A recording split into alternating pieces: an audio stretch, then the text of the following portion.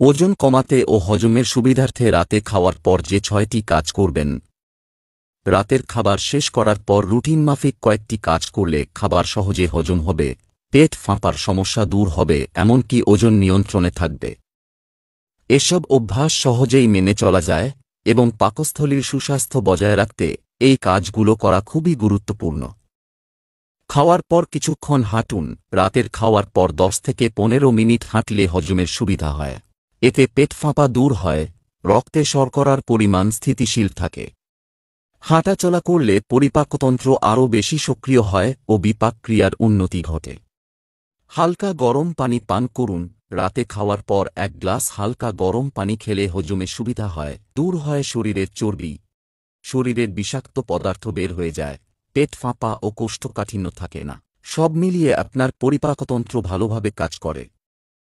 খাওয়ার সাথে সাথে শুয়ে পড়বেন না। খাওয়া শেষ করেই শুয়ে পড়লে অ্যাসিড রিফ্লাক্স হয়, অর্থাৎ পাকস্থলীর অ্যাসিড খাদ্যনালীতে প্রবাহিত হয়। এতে গলায় জ্বালা পোড়া হয়, কখনো কখনো গলায় অম্ল স্বাদের তরলও তৈরি হয়, ফলে দেখা দেয় বদহজম। গভীর শ্বাস প্রশ্বাসের চর্চা করুন। খাওয়ার পর গভীর শ্বাস প্রশ্বাসের চর্চা করলে অবসাদ দূর হয়, শরীরে অক্সিজেনের চলাচলের সুবিধা হয় এবং গভীর শ্বাস পরিপাকতন্ত্রকে শিথিল করে। খাওয়ার পর 1 চিমটি মৌরি চিবিয়ে খান। মৌরি হজমে সহায়ক, পেটের গ্যাস কমায়, পেট ফাঁপা এবং অ্যাসিডিটি দূর করে, হজমে সহায়তা করে এবং পাচক রসের নিঃসরণকে ত্বরান্বিত করে। প্রোবায়োটিক সমৃদ্ধ খাবার খান।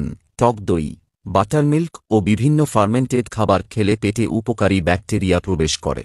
এসব খাবার হজম প্রক্রিয়ার উন্নতি ঘটায় এবং সকল প্রকার পুষ্টি উপাদানগুলোর শোষণে সহায়তা করে, পরিপাকতন্ত্রকে সুস্থ রাখে, কোষ্ঠকাঠিন্য ও পেট ফাঁপা দূর করে।